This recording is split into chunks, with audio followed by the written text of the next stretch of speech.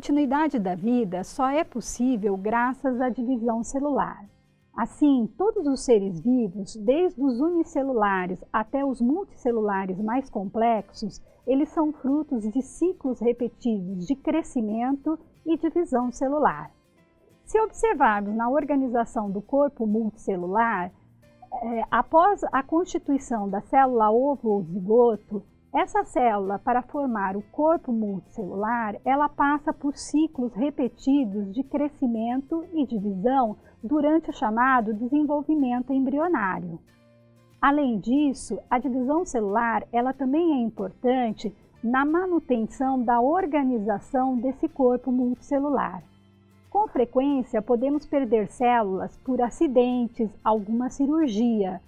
Se fizermos, por exemplo, um corte na pele, aquelas células da região do corte, elas foram perdidas. Então, eu preciso ter a chamada cicatrização, porque senão eu vou tendo uma desorganização desse tecido e, como consequência, desorganização do corpo multicelular. Então, todo o processo de cicatrização, ele resulta de ciclos de divisão celular. Além disso, a divisão celular ela é fundamental na manutenção da própria renovação celular. Se nós observarmos células do sangue, as hemácias, elas têm um tempo de vida aproximado de 120 dias. Findo esse tempo, elas ficam velhas, se desgastam e são destruídas naturalmente. Esse é um processo de morte celular programada, um fenômeno natural. Bem, mas na mesma proporção que hemácias são perdidas, novas hemácias devem ser originadas por divisão celular na mesma proporção, senão eu vou ter uma desorganização novamente da organização multicelular. Da mesma forma, a grande maioria dos epitélios, como por exemplo o epitélio da pele, o epitélio intestinal, o epitélio do estômago, essas células também têm um tempo de vida pré-determinado. Depois elas se desgastam e precisam ser repostas na mesma proporção de que são perdidas. Toda essa reposição, ela ocorre graças à divisão celular. Assim, podemos resumir que a divisão celular ela é importante no crescimento e desenvolvimento do organismo, que depende do crescimento e da divisão de suas células, e também é importante na renovação e recuperação tecidual. Agora, se analisarmos os organismos unicelulares, como por exemplo os protozoários, o Paramecium, um protozoário ciliado, ele também passa por ciclos de divisão celular. Nesse caso, a divisão celular ela se confunde com a própria reprodução da espécie. Os melhores materiais para observarmos células em divisão são os tecidos em fase de crescimento. Os melhores materiais para observarmos células em divisão são os tecidos em fase de crescimento, como por exemplo, a extremidade de raízes de vegetais, brotos de folhas e inclusive sementes, raízes de semente em germinação. Aqui nós temos o bulbo da cebola, um material bastante adequado para fazermos a prática de divisão celular, porque o bulbo ele contém os nutrientes necessários ao crescimento do vegetal e nós só precisamos acrescentar água e ar para a germinação das raízes.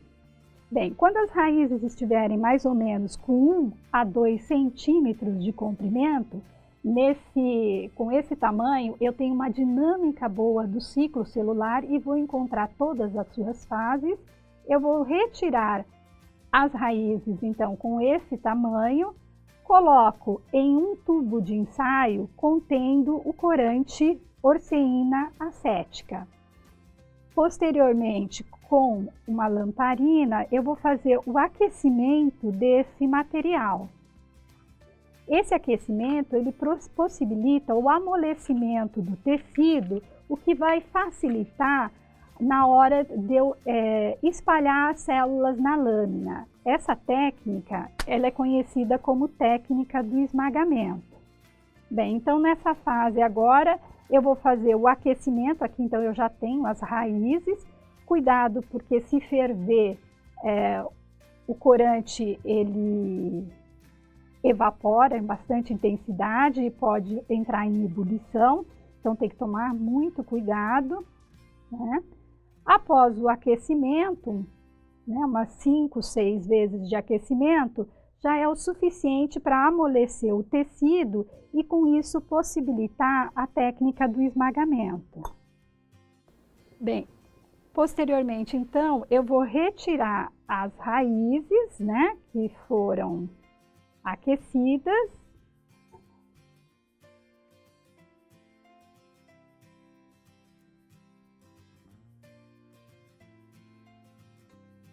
E vou fazer né,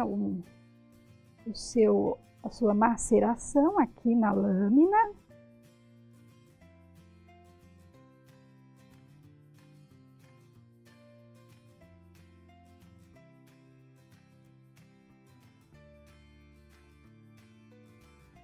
Para facilitar a visualização, agora eu vou colocar lamínula. E com o lápis, eu vou proceder efetivamente o esmagamento desse material. O tecido, então, vai liberar suas células constituintes.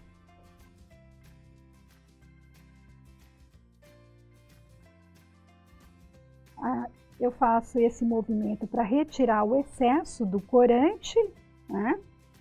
E posteriormente, então, agora eu faço o esmagamento. Ao término, eu tenho a lâmina pronta e vou fazer a visualização no microscópio de luz.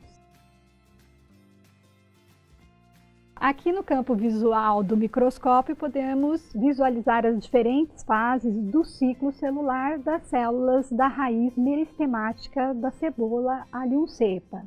Nas imagens em maior aumento, elas vão ficar melhor definidas.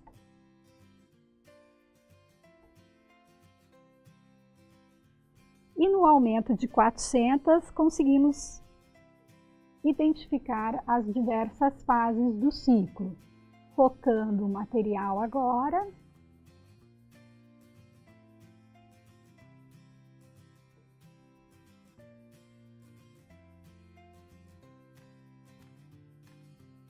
Visualizamos uma grande quantidade de células na fase de intérfase. Essa fase, nós observamos o núcleo organizado, citoplasma e a parede celular. No núcleo não é possível visualizar os cromossomos porque eles estão descondensados. Nas fases da divisão celular, o núcleo ele se condensa e a primeira fase, que é a fase de prófase, eu vou procurar aqui no campo visual, os cromossomos eles estão mais curtos e mais grossos, e como eles foram duplicados na fase S de intérfase, eles ficam melhor visualizados. Então, vocês podem observar nesse campo visual uma célula em prófase. Os cromossomos apresentam esse aspecto enovelado.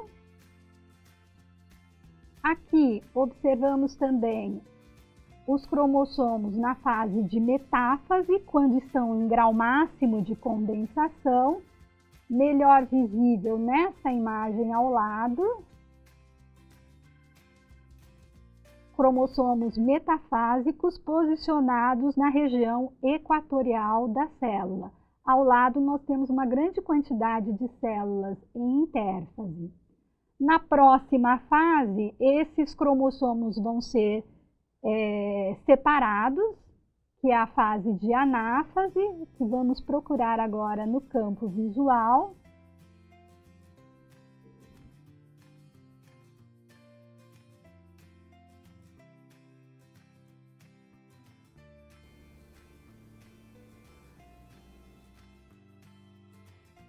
Aqui, então, nós temos a fase de anáfase, né? os cromossomos, então ocorre a separação das cromátides irmãs e migração dos cromossomos filhos aos polos opostos da célula. Quando esses cromossomos chegarem aos polos opostos, inicia-se a fase de telófase.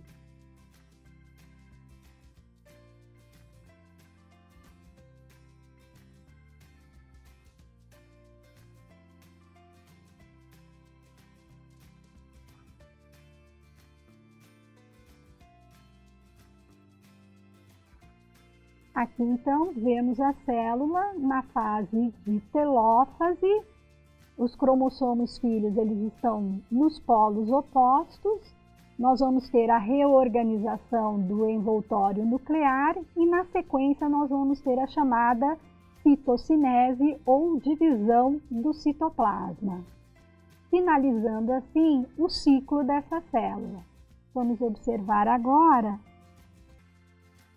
a fase final de citocinese, quando são formados as duas células filhas.